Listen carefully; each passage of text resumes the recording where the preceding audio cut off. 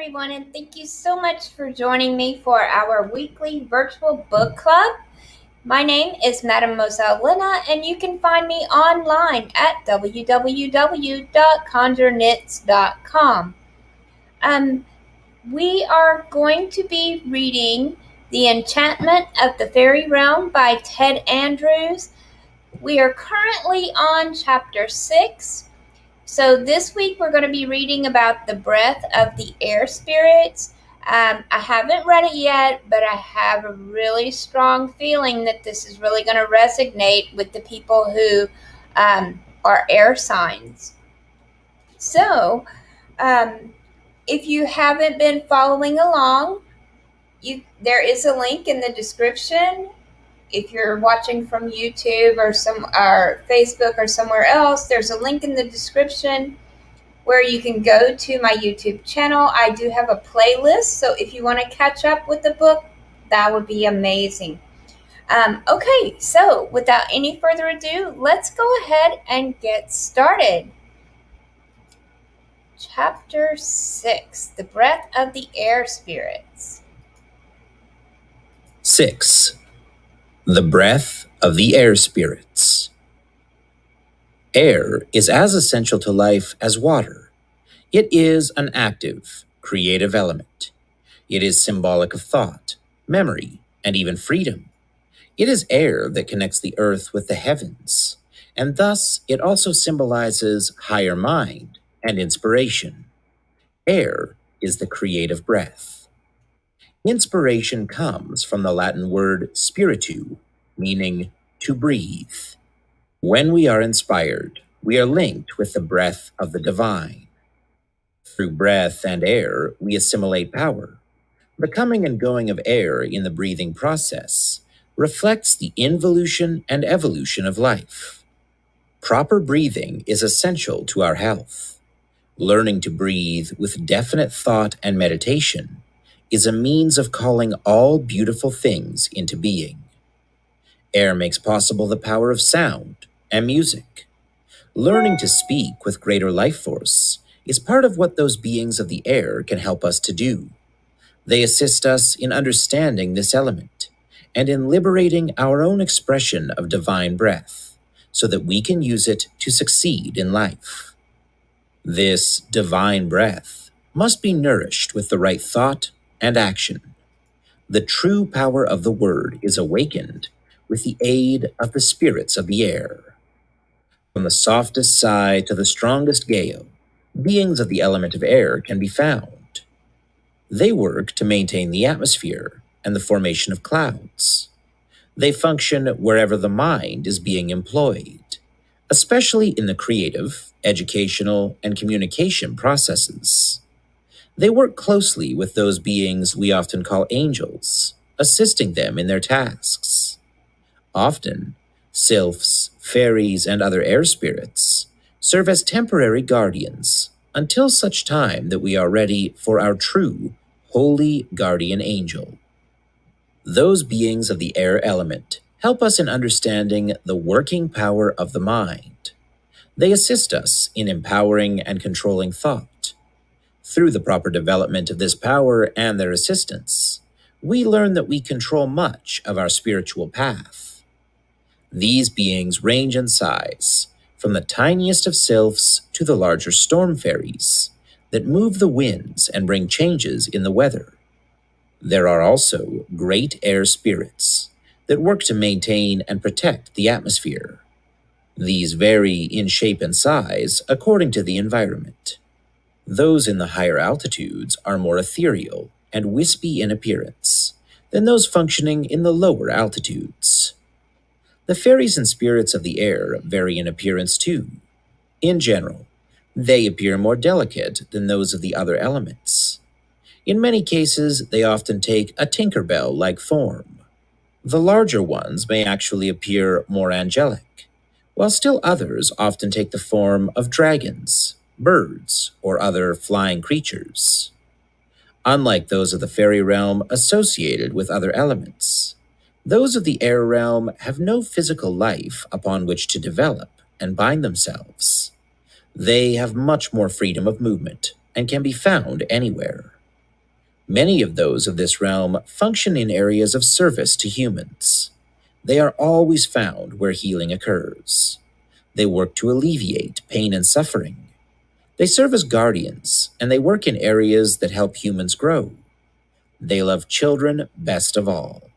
They actually love being able to serve, especially when the service brings tenderness, respect, and creative experience.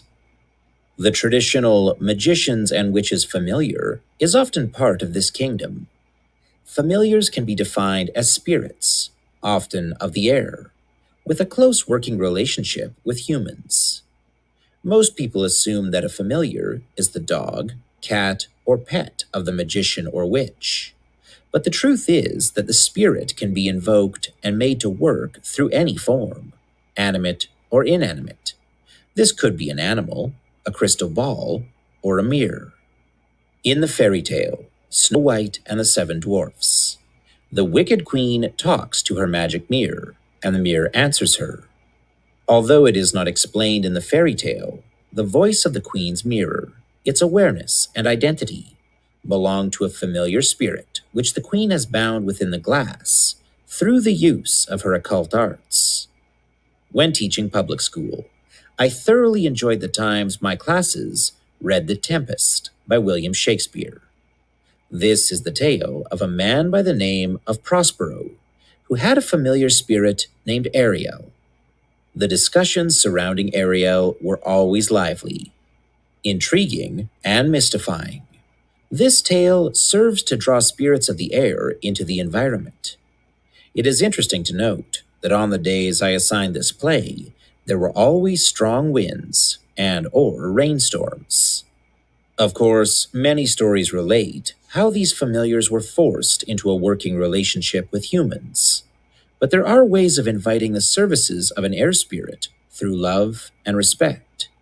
This in turn begets loyal affection and service. This takes time and patience, especially if we want the relationship to be one of benefit, pleasure, and constancy. We will not be exploring the process for invoking a familiar spirit within this work, but it is important to note that such spirits are most often those of the air realm. For more information, you may wish to consult Donald Tyson's How to Make and Use a Magic Mirror. There are qualities that are universally attributed to most air spirits and fairies. 1. Air spirits are often very delicate and ethereal in appearance. They have great beauty and gentleness. 2. They communicate with us mostly through thought.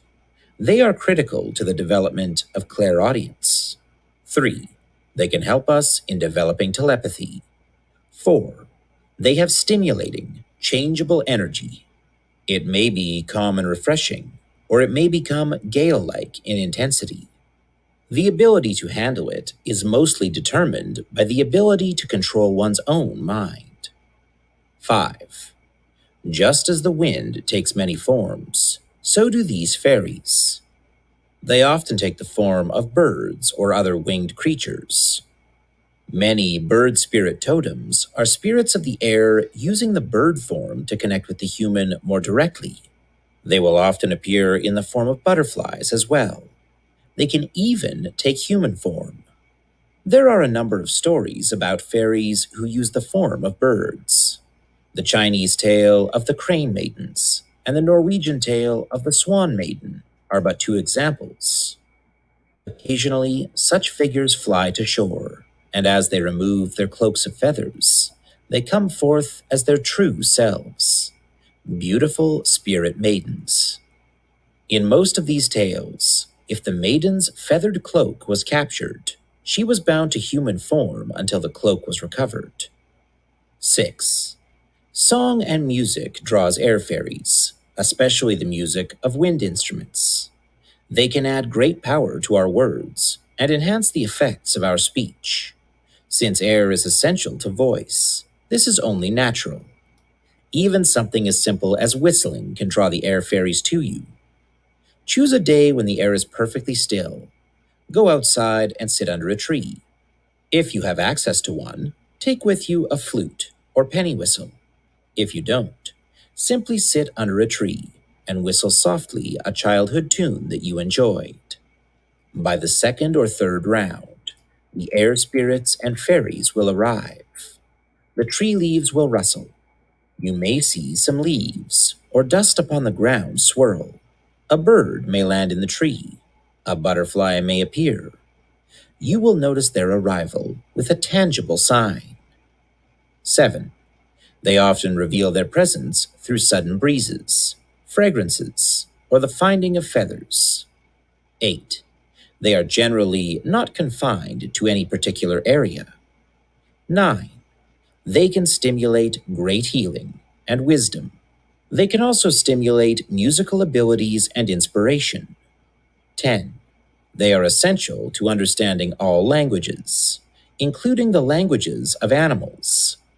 The fairies and spirits of the air are essential to spiritual initiation by air.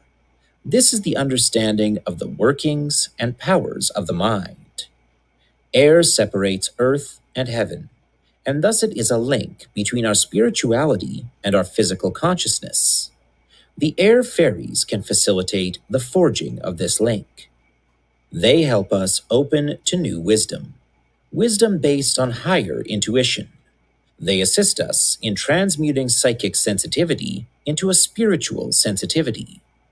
The spirits and fairies of the air assist us in controlling our surroundings. Learning to control what we allow into our life is part of the lesson of the initiation of air, and part of what we learn to do by working with those beings of this element.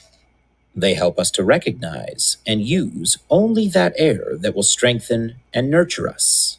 They are here to help teach us that on the path to higher initiation, mental aspects are as important to us as physical life experiences.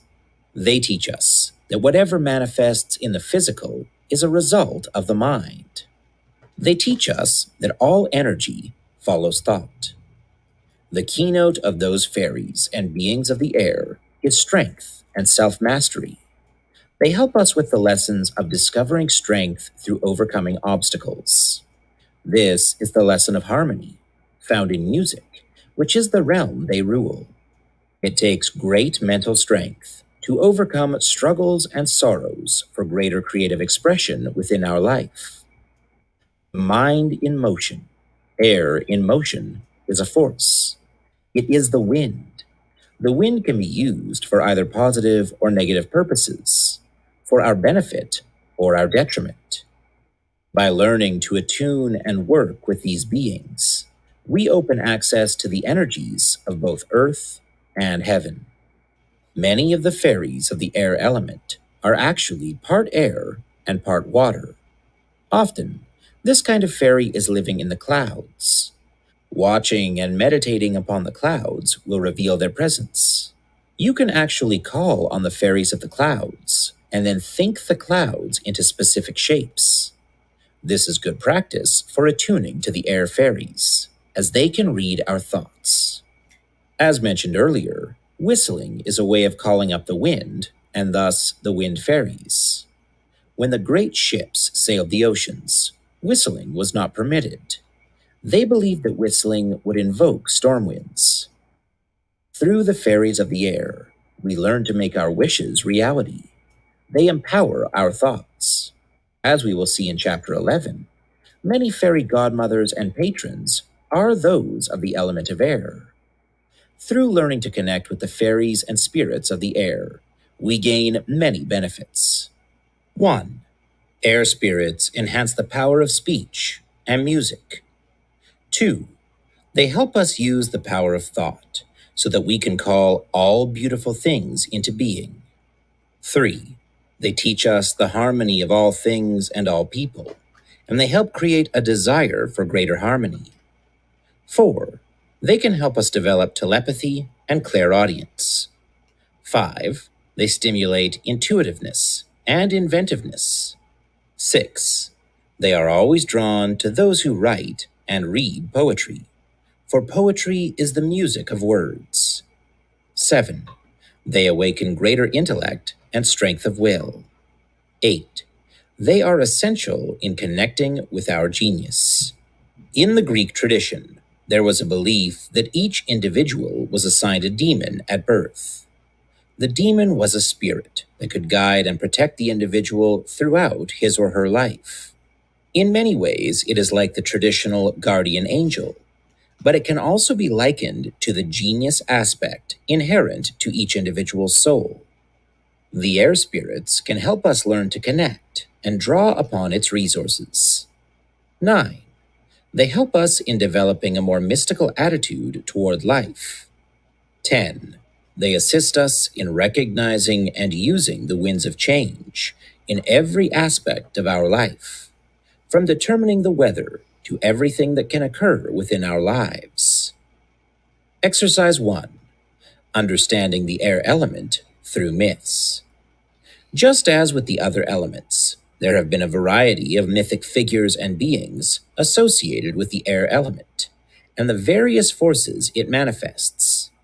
Many of these mythic figures demonstrate characteristics and behaviors similar to the air fairies and spirits. An examination of them will provide clues to understanding the forces we open to through connection with the air element. Read about and study the following figures, and you will expand your perceptions of the fairy realm operating through the element of air. It will also make you more receptive to all of the more ethereal realms of life in general. Zeus, Greek, god of the heavens. Hera or Juno, Greco-Roman, queen of the sky.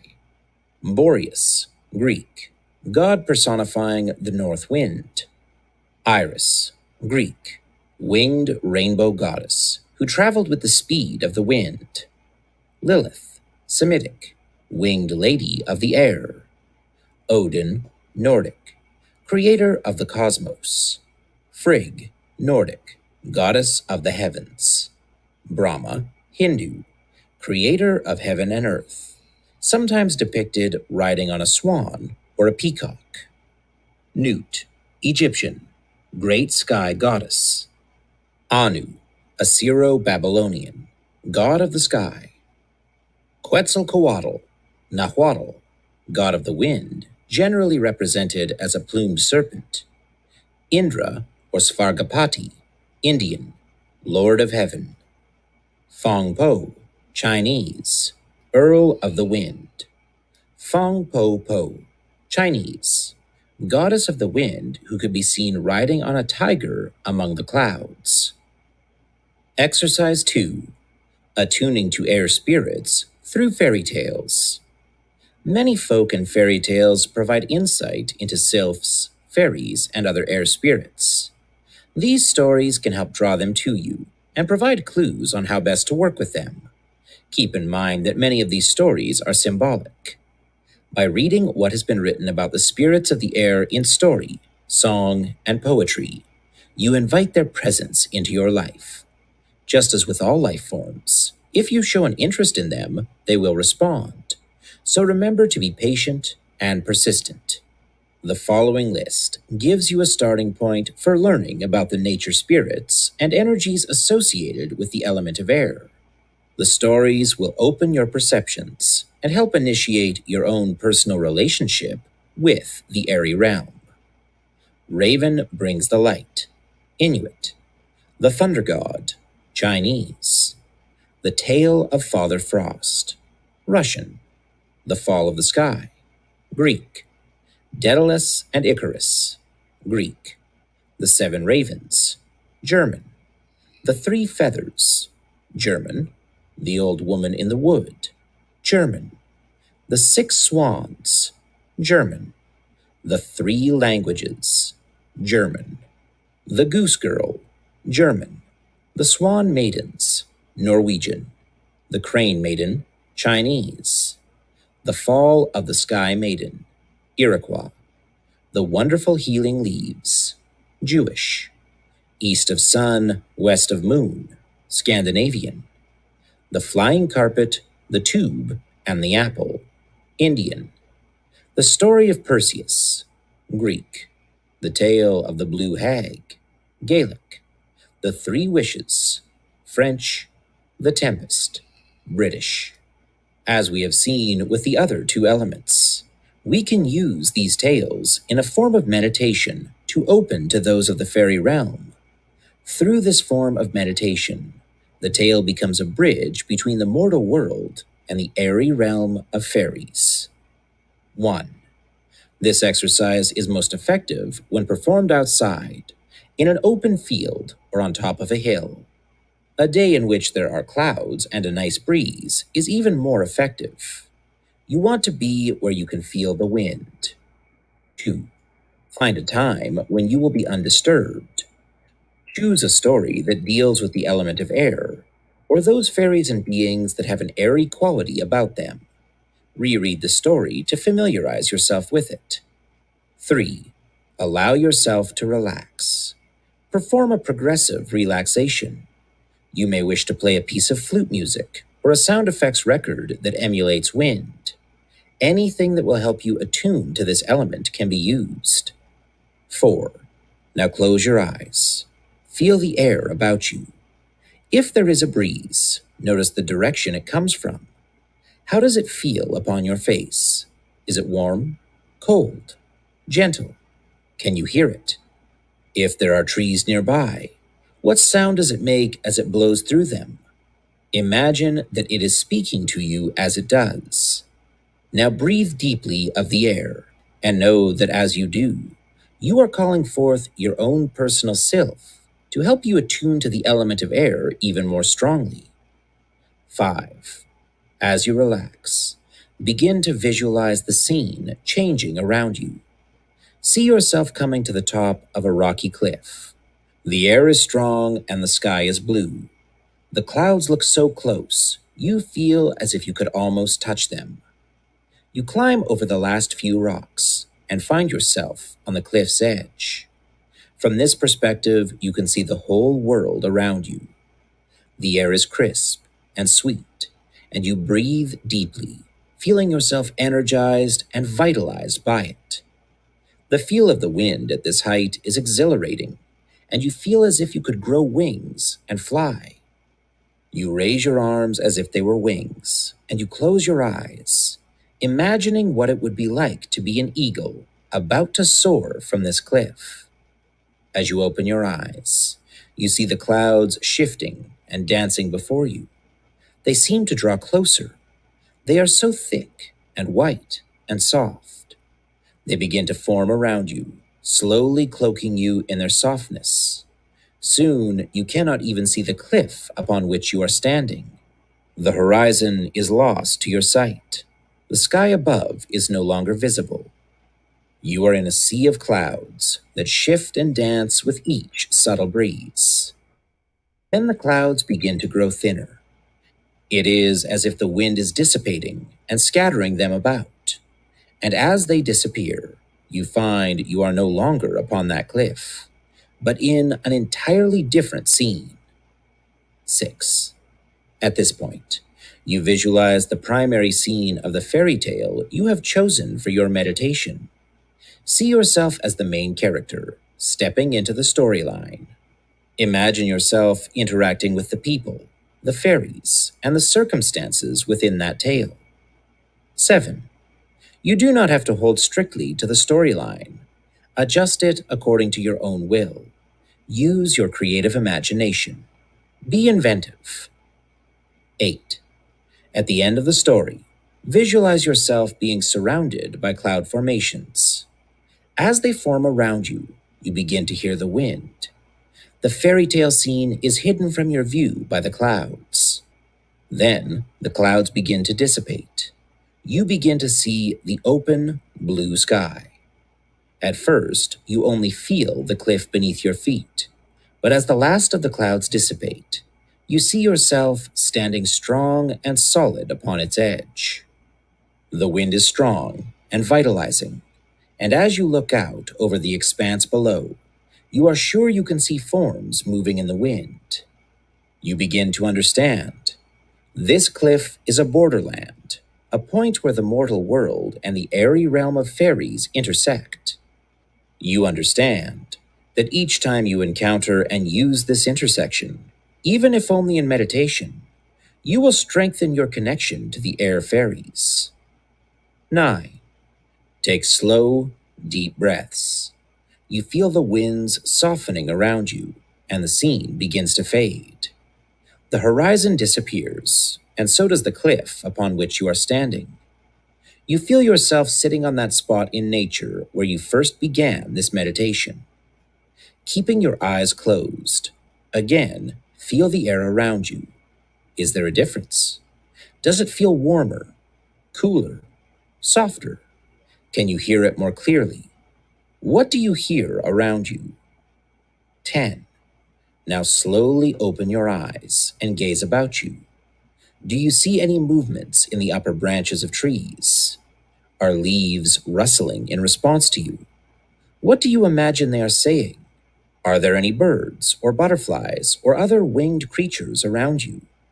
Do you feel any touches or tingles on any part of your body? Pay attention to everything you see, feel, and hear. Don't worry that you may be imagining it all. Remember that the imagination is not the same thing as unreality. Take a moment and give thanks to the element of air and those beings in it for sharing with you. Give thanks and acknowledgement to your own self.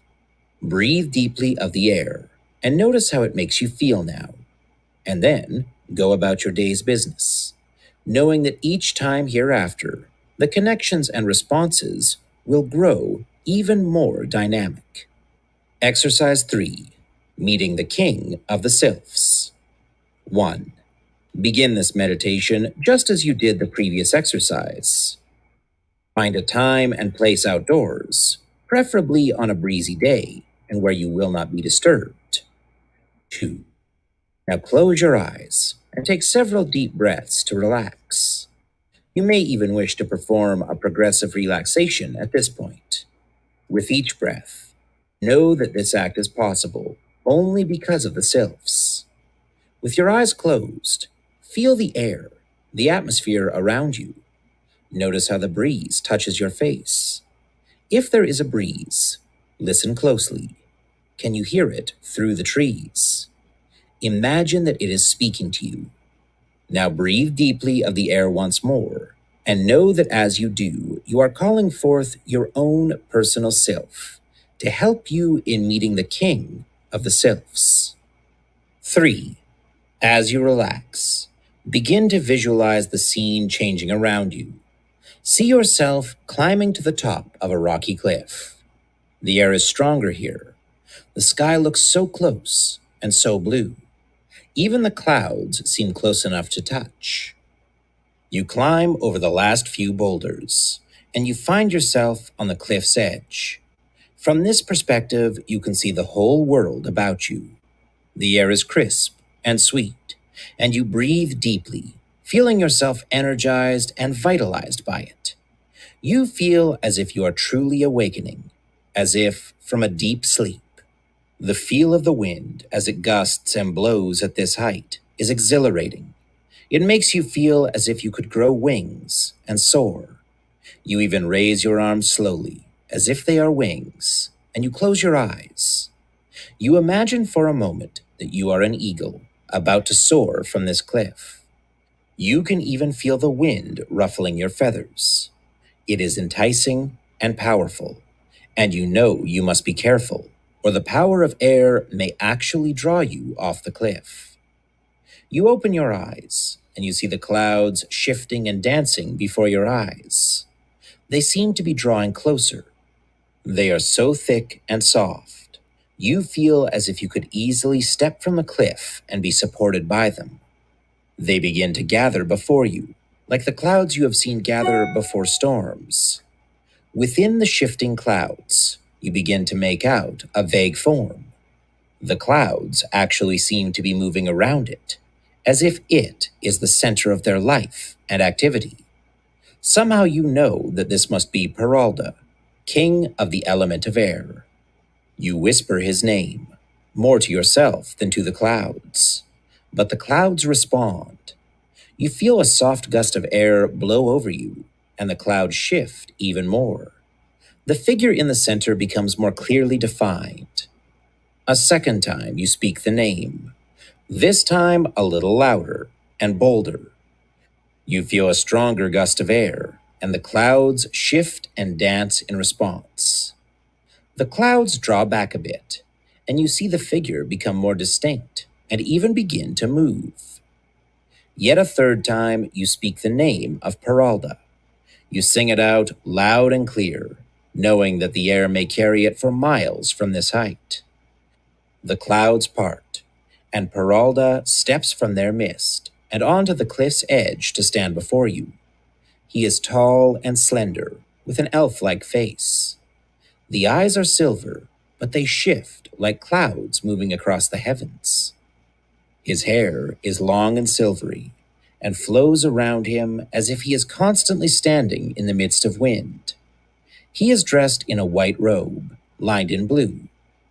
It billows about him, dancing constantly with every movement of air, no matter how soft.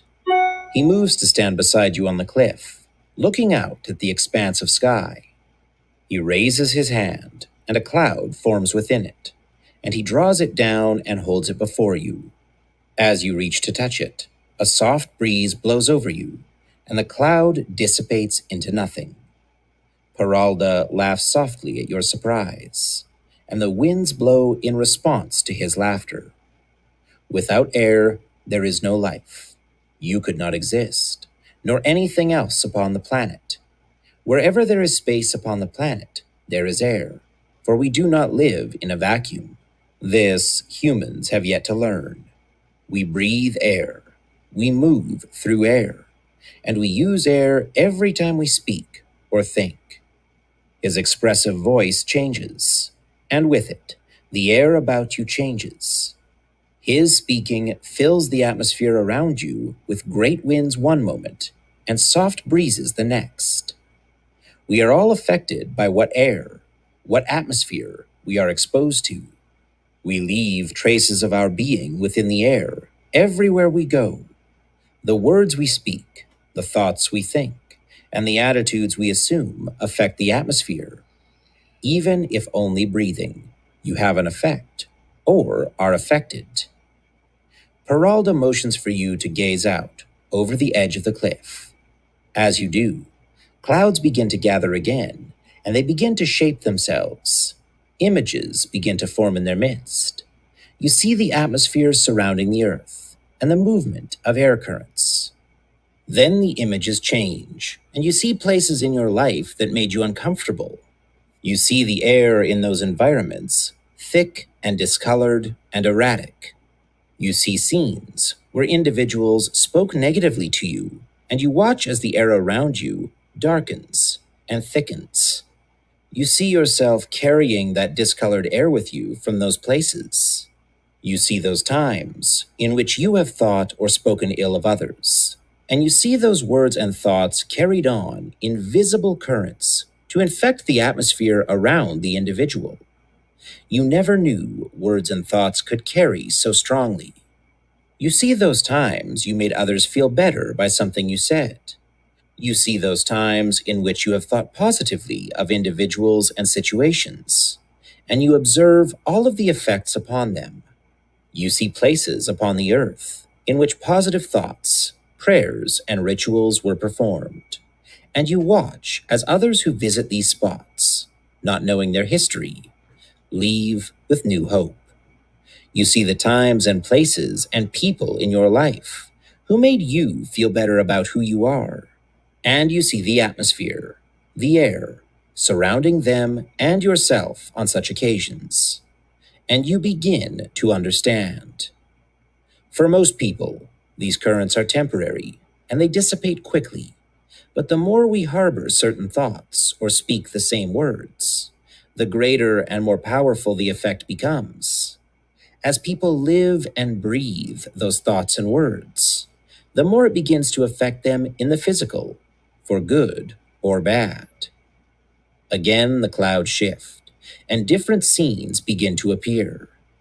You see places on the earth that are thick with smog and fumes.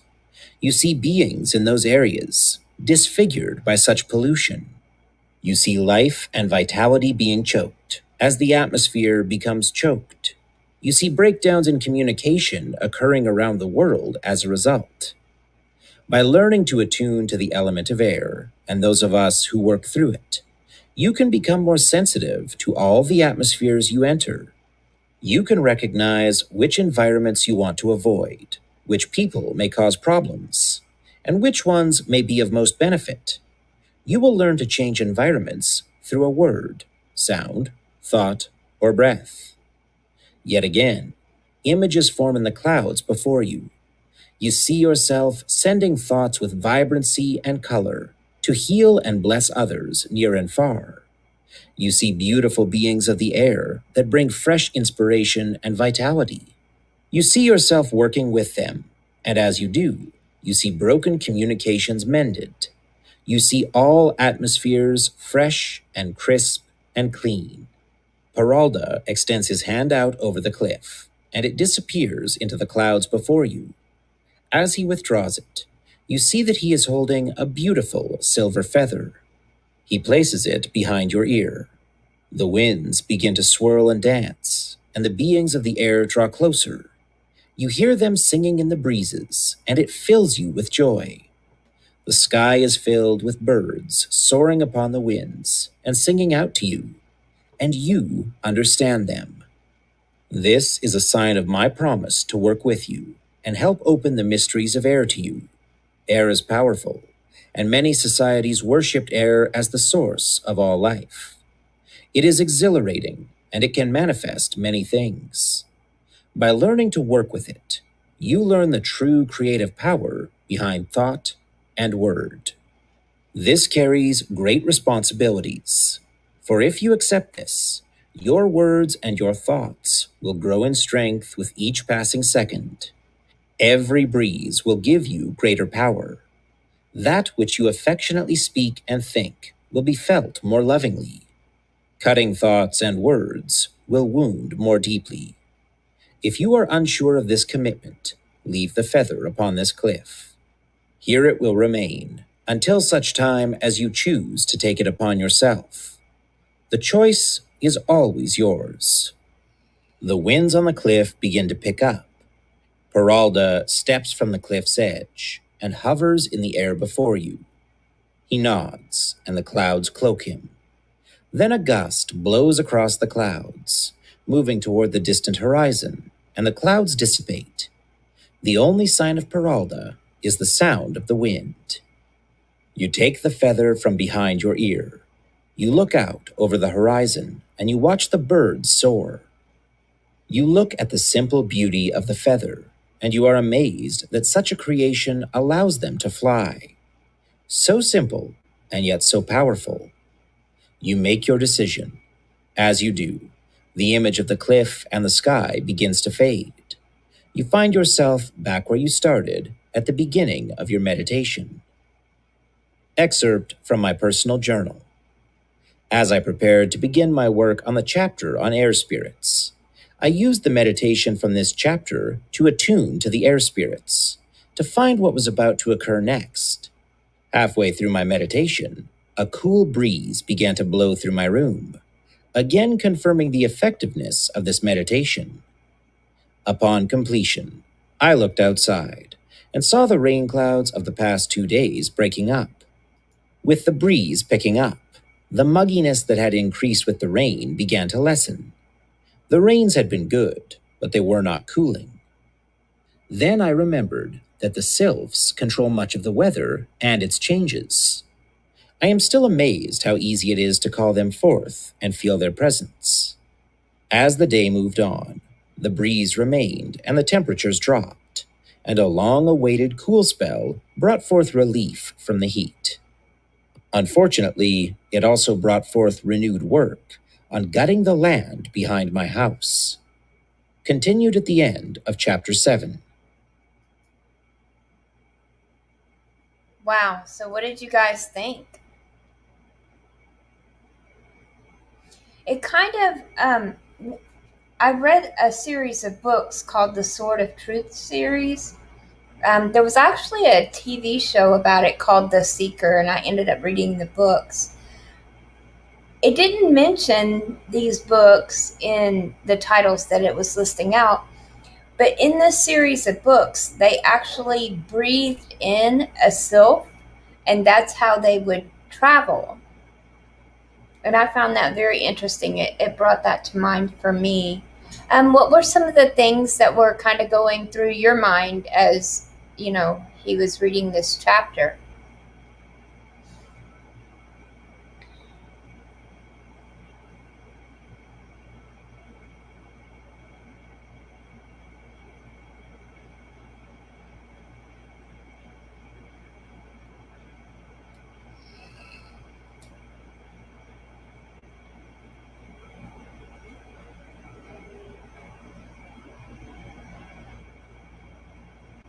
This was actually a very short chapter.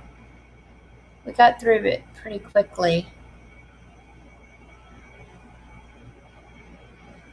All right, so let me see here. Next week, we're going to be going over the warmth of the fire spirits. You go ahead and bookmark it here. We'll take this one off. So I am so glad that you guys decided to join me. I have so much fun doing this book club. I really do. I have not read the book. I am reading it right along with you guys, and I'm learning right along with y'all. I mean, so what he's saying is as new to me as it is to y'all. But I'm finding it very interesting, very informative. I learn something new every single week. I really do. I hope that you guys are enjoying it. Like I was saying at the beginning, if you this was excuse me, this was chapter 6. So if you've missed any previous episodes, you can go to the link in the description to my YouTube channel, and I do have a playlist there called Virtual Book Club. So if you want, you can go back and start at the beginning and go through the entire book if you would like. There's a lot of really good exercises, a lot of good information. We've already gone over like the gnomes and the water fairies, and then this week, of course, we had the air, and next week we're going to be doing the fire spirits. But it's amazing. It really is amazing. I'm learning so much.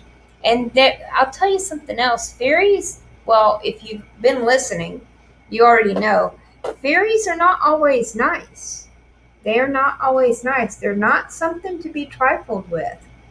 But I really, one of the things that really stood out to me this week was when the king of the air, the Peralda, the Sylph King, when he was, in the meditation and stuff, and he was showing the different conversations and how the air would change according to the attitude, basically, the words spoken or the thoughts thought around different people.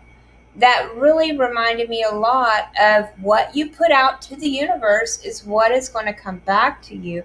If you constantly are putting out negative thoughts and doubts and worries, it's going to manifest and boil over to the point that it actually manifests itself and affects your life. And so, that's something that we can all work on. I need to work on that too. But I just found that interesting that he used how the air would change colors, and that, it would get real thick and real dark, and it would change colors according to whether they were good thoughts or bad thoughts, good words or bad words. It was really very interesting to me. Anyway, I can't wait for next week when we are talking about the fire spirits. I am a Leo. I am a fire sign, so I'm really excited to be learning about the fire spirits. All right, guys. I hope that you have enjoyed this week's chapter. Like I said, you can go back. You can watch the playlist if you would like. Also, if you're watching on YouTube, or even if you're watching on Facebook, This is a brand new YouTube channel, so if you would like, go over there, hit subscribe, click the little bell. You'll be doing a sister a favor. Anyways, love you bunches, guys. See you next week. Bye-bye.